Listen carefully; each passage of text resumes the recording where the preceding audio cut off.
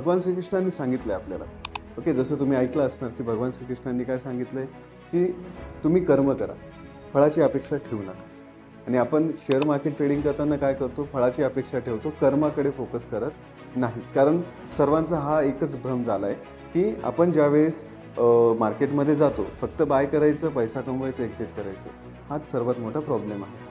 आणि खरंच पैसा बनतो का हे जर बघायचं असेल तर आपल्या वॉलवर जाऊन बघा, सारथी ट्रेडिंगच्या तिथे तुम्हाला आपल्या विद्यार्थ्यांनी कमवलेले लाखो प्रॉफिट्स बघायला भेटतील, ते पण एकाच दिवसात. विद्यार्थ्यांची मी डायरेक्टली चॅटिंग शेअर करतो.